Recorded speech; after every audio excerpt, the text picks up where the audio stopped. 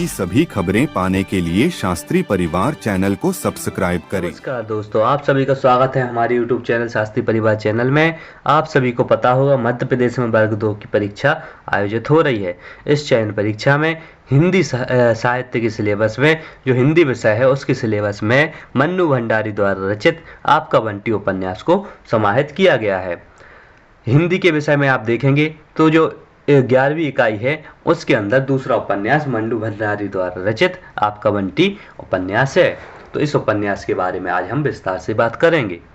तो मन्नू भंडारी का पहले हम जीवन परिचय देखते हैं। तो मन्नू भंडारी का जन्म 3 अप्रैल 1931 को हुआ था और 15 नवंबर 2021 को इनकी मृत्यु हुई थी। हिंदी साहित्य की एक प्रख्यात लेखिका, पटकथा लेखिका, शिक्षिका और नाटककार थीं। उन्होंने अपने उपन्यासों और कहानियों के माध्यम से भारतीय समाज के विभिन्न पहलुओं का सजीव चित्रण किया। विशेष रूप से उनके उपन्यास आपका बंटी और महाभोज हिंदी साहित्य के अमूल धरोहर माने जाते हैं, क्योंकि जो आपका बंटी और महाभोज उपन्यास हैं यह बहुत ही अधिक प्रसिद्ध भी हुए हैं और बहुत ही अच्छे तरीके से लिखे गए हैं। बहुत ही सुंदर चित्रण किया गया है। अब आगे देखते हैं प्रारंभिक जीवन के बारे में। जो मन्नू भंडारी लेखिका हैं उनका प्रारंभिक जीवन किस प्रकार था उसके बारे में अब हम देखते हैं। तो मन्नू भंडारी का जन्म 3 अप्रैल 1931 को मध्य प्रदेश के भानपुर में हुआ। उनकी परवरिश राजस्थान के अजमेर में हुई। उनके पिता सुख संपत राय भंडारी एक स्वतंत्रता सेनानी, समाज सुधारक और हिंदी मराठी शब्दकोशों के निर्माता थे। मन्नू अपने परिवार की 5वीं और सबसे छोटी संतान थी। उनका बचपन साधारण परिस्थितियों में गुजरा, लेकिन उन्होंने अपने आसपास की सामाजिक विसंगतियों को गहराई से समझा कि अभी कौन कौन सी विसंगतियां चल रही हैं, उसके अनुसार ही उन्होंने उपन्यास लिखा। चलो अब हम इनकी प्रमुख रचनाओं के बारे में देखते हैं। तो प्रमुख रचनाओं में इन्होंने उपन्यास लिखे हैं। तो 3 उपन्यास लिखे हैं। पहला उपन्यास है 1 इंच मुस्कान। सन 1962 में इसका प्रकाशन किया गया था। राजेंद्र यादव के साथ सह लेखक बनकर इन्होंने यह प्रकाशन किया था। दूसरा उपन्यास है इनका आपका बंटी। 1971 में इसका प्रकाशन किया गया था। अब तीसरा उपन्यास है इनका महाभोज। सन 1979 में इसका प्रकाशन किया गया था। अब इन्होंने कुछ लघु कथाएं भी लिखी हैं। तो उन लघु कथा संग्रह को देखते हैं। तो पहली इनकी लघु कथा है, ध्यान से देखिएगा सब लोग। पहली लघु कथा है इनकी माई हार गई।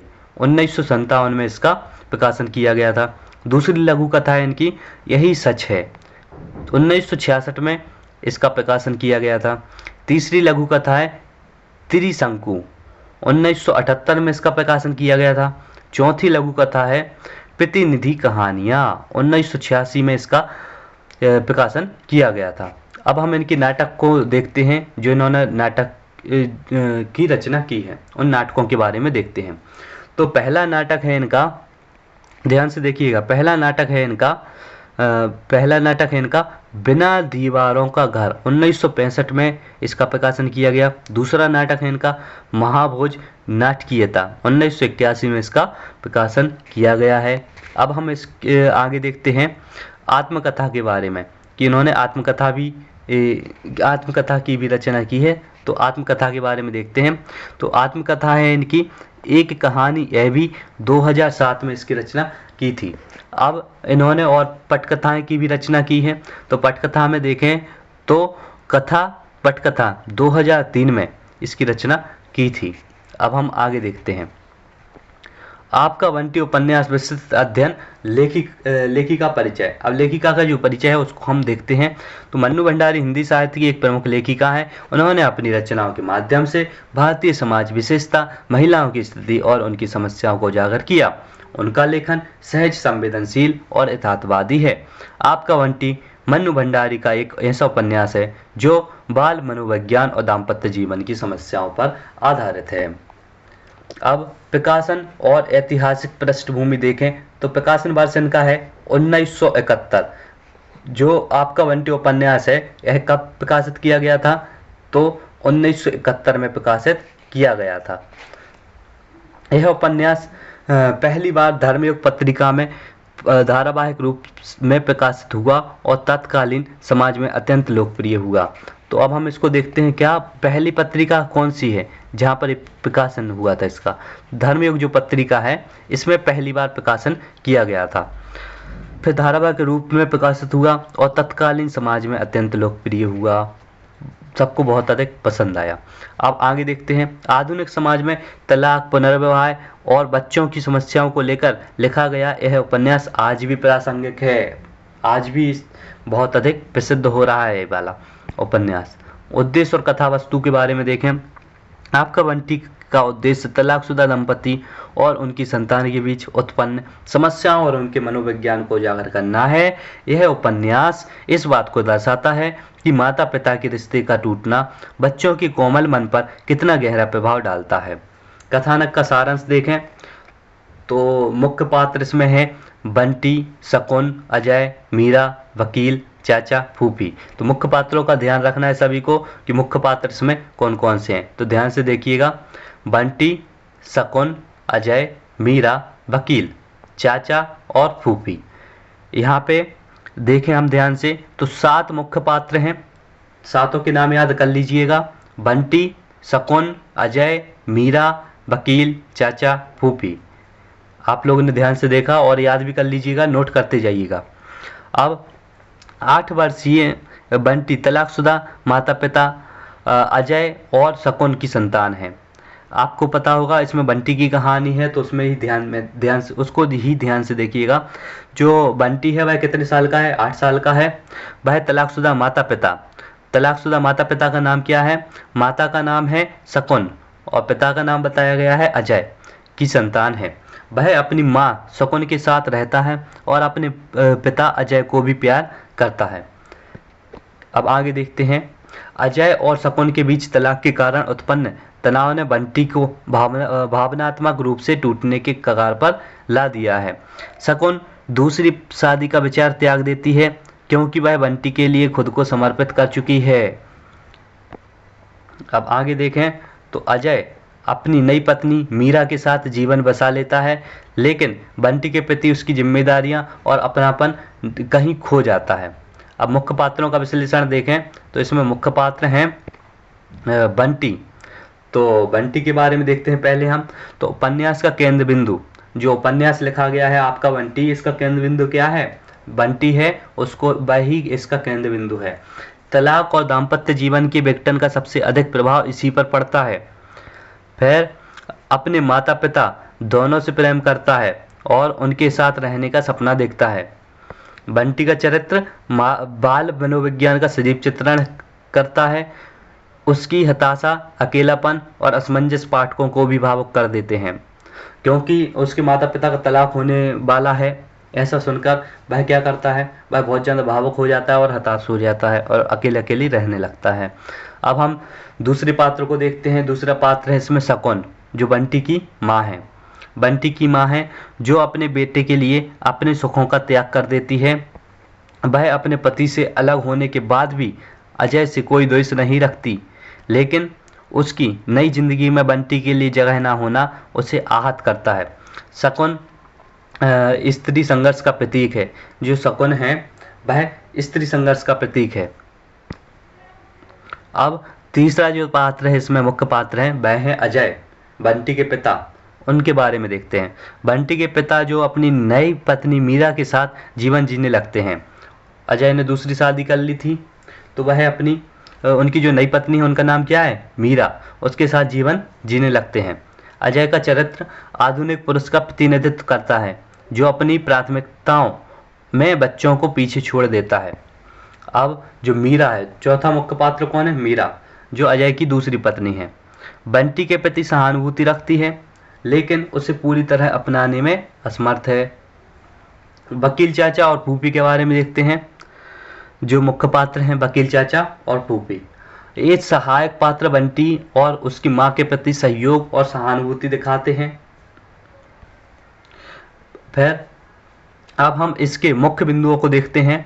यह जो उपन्यास है आपका बंटी, इसके मुख्य बिंदुओं को देखते हैं तो इसमें बाल मनोविज्ञान का चित्रण किया गया है।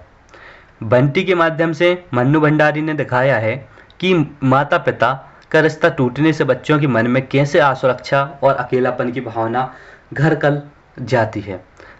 तो आपको पता होगा, जब भी बच्चे हों, बच्चों के सामने अगर कोई घटना हो जाए तो वो कितने ज़्यादा हताश हो जाते हैं और उनके अंदर कितनी अकेलापन की भावना आ जाती है, असुरक्षा की भावना आ जाती है। तो उसके बारे में बताया गया है।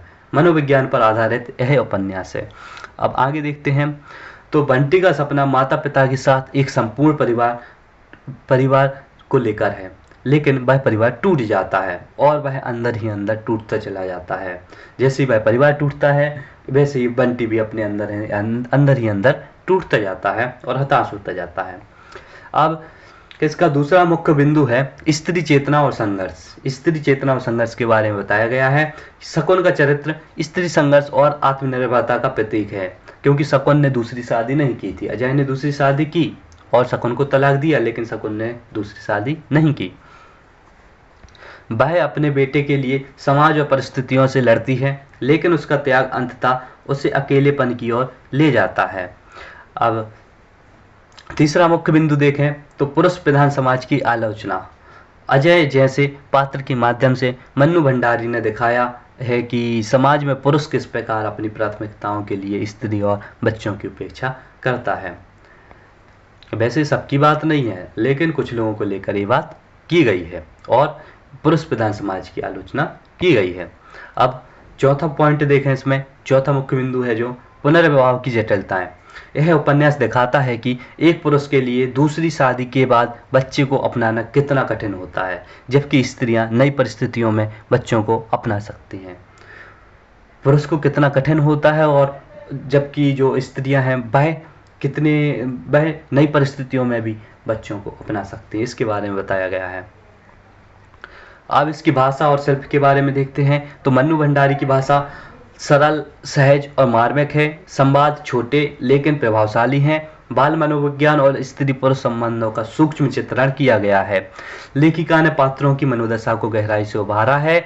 उपन्यास की प्रासंगिकता देखें तो इस उपन्यास में क्या बताया गया है उसके बारे में देखें तो तलाक और पुनर्विवाह जैसे विषय जो आज भी समाज में चर्चा का केंद्र हैं, ऐसे विषयों को इस उपन्यास में उठाया गया है। अब यह उपन्यास पाठकों को यह सोचने पर मजबूर करता है कि दाम्पत्य जीवन का विघटन बच्चों पर कितना गहरा प्रभाव डाल सकता है, कि अगर जो पति पत्नी हैं अगर वो तलाक ले लें तो उनकी तलाक का प्रभाव बच्चों पर कितना गहरा प्रभाव डालता है, इसके बारे में भी बताया गया है। अब इसकी और भी मुख्य चीज़ों को देखें तो तलाक के कारण बच्चे की मनोदशा जो इसकी मुख्य पॉइंट हैं, थीम है। तलाक के कारण बच्चे की मनोदशा, आधुनिक समाज में परिवार और रिश्तों की बदलती परिभाषा, स्त्री पुरुष संबंधों का जटिल मनोविज्ञान, बालक की चेतना में बड़ों की दुनिया का प्रभाव इत्यादि इसमें बताए गए हैं। अब उपन्यास की विशेषताएं देखें। जो ये उपन्यास लिखा गया है आपका बंटी, इसकी विशेषताएं देखें तो पहली विशेषता तो इसमें यही है, बाल मनोविज्ञान का गहन अध्ययन।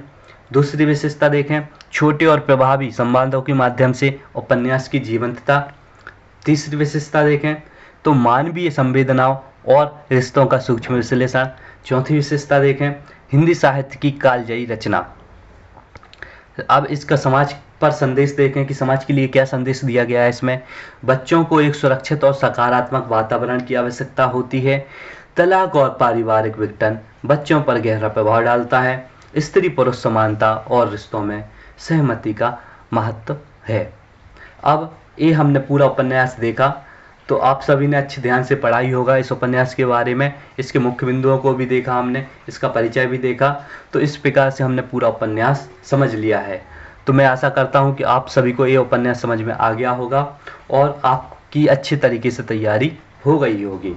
तो इसके जितने भी मुख्य बिंदु बनाए हैं आपने, वह ध्यान से पढ़ें और याद करें। इसकी जितनी भी रचनाएं हैं मेन उनके सन हैं, उनको भी याद करें। धन्यवाद। इसी प्रकार से बने रहिएगा हमारे चैनल पर और हमारे चैनल को सब्सक्राइब करें और इस वीडियो को लाइक करें और कमेंट करें यह पाठ आपको कैसा लगा। धन्यवाद।